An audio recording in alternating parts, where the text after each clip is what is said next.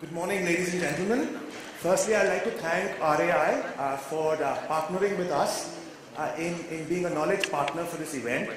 And when Vidya and Kumar first came to us and when we were brainstorming about the event, we spoke about emerging markets. Now, typically when we speak of emerging markets, we get clubbed with the BRICS of the world, and there's an India story within that. Now, we thought of taking a little different angle to the concept of emerging. And what we did was, we looked at different emerging segments within retail and looked at how is it that consumers are changing, given that there's been a retail revolution going on in the country now for over 20 years, and there are different people getting access to modern retail. So how is it that these segments are changing? What is the impact of the overall socio-economic condition as well as demographics within the country on how retail segments are being viewed? So with that as a perspective, what we did was we went and interviewed about 120 different retailers, and based on the initial discussion that we did with them, we looked at specific segments that came out in terms of what retailers are doing to target different segments within the retail pie. And post that, we did a few case studies on about 25 different companies which were doing segmenting and targeting a little different from what the market traditionally used to do. So based on that, we had 7 different segments that came up. So if you look at it, a lot of it was also discussed when we had the panel presentation. If you look at India, there is an enormous amount of demographic change, of economic change, of social change. If we were to bucket it into age, income, looking at aspects of urbanization, all of which was covered in the previous presentation, we see that there are emerging segments. One of the big segments that have emerged is time-starved customers. So if we look at urban India, especially in the double income group, there is a segment of about 20% of households in urban India which places a premium on time. So how does it impact retailers? If you look at services, there's laundry services. I mean, traditionally, if you look at it, roti, kapra, makan, now people have gotten into kapra, right? You get door-to-door dry cleaning services, door-to-door laundry services, coming and picking up clothes from you at your household. Now, why did that happen? That happened because people did not have the time to launder, and 2, there wasn't an ecosystem of domestic help available to do the laundry for them. So that's a lesson that we learned. So basis that, we saw it repeat segment after segment. If you look at door-to-door as a category, it's a big potential area going forward. So as an implication for retailers, we spoke of omni-channel retail in the past. So how are you going to build an ecosystem where you have the supply chain and fulfillment delivery system to collect and deliver products and services at the household, at the doorstep of the consumer? So that's a big area, a big theme going forward will be how to tackle door-to-door. And on the product side, how is it that we crunch time? So ready to cook, ready to eat. Traditionally, the Indian housewife felt guilty about not doing everything bottoms up, right, when it comes to cooking to her family. But over a period of time, given the time constraints that people have had, they've moved towards ready to cook, and ready to cook is increasingly being accepted as something which again delivers value to the family, and that guilt level for the housewife is no longer relevant there.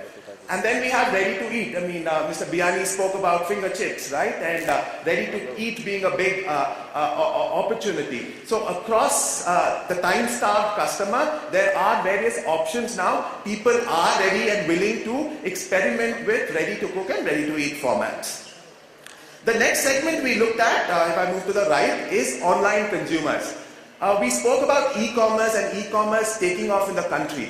Now, if you look at e-commerce, it's not only a convenient channel, but in India, it's also about access. We have repeatedly been working with consumers who are buying online, and the big story is it's not restricted to just urban pockets. In fact, people in Tier 2 India who do not have access to brands, who do not have access to some of the product formats available in urban India, are willing to experiment with online consumption.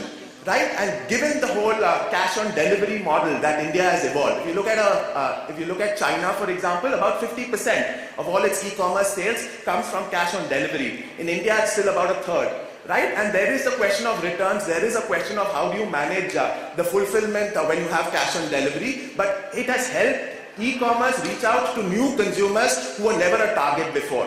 So that's an important lesson for offline firms too.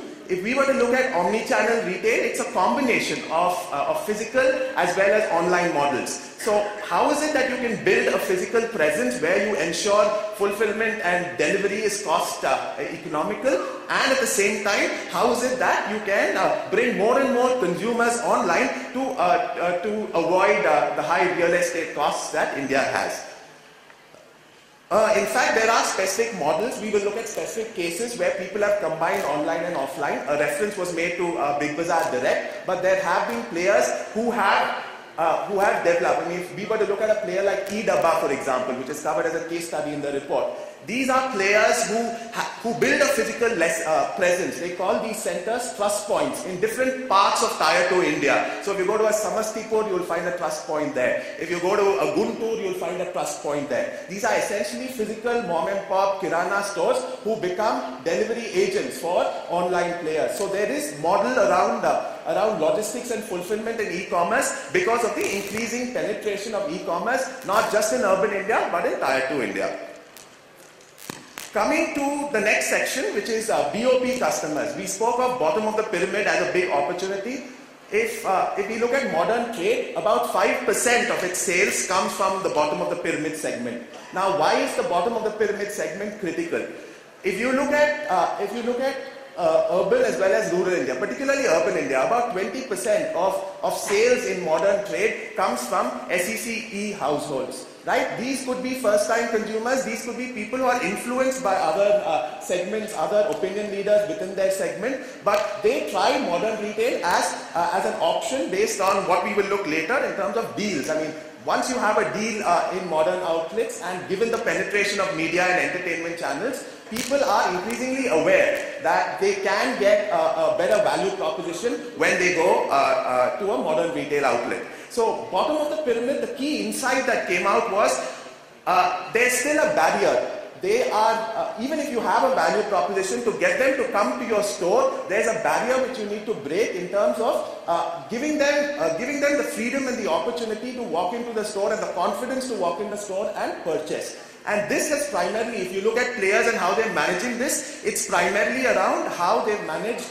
opinion leaders for this segment. So there are self-help groups, there are individual entrepreneurs who've been empowered to get these BOP consumers to stores, and this is where you combine. We again spoke of omni-channel retail as a theme for the sessions. So if you look at it, how is it that I can have an online presence and an offline presence, combining both information transmission, moving over to payment, and finally to fulfillment. Then comes the concept of rurban. I mean, we keep talking of rural and urban. Now there is this notion of rurban. Now what is rurban? Rurban is essentially when you have urban pockets being catered to by a company. How is it that I can leverage some of my assets and sweat some of my assets to cater to the rural market around that urban agglomerate?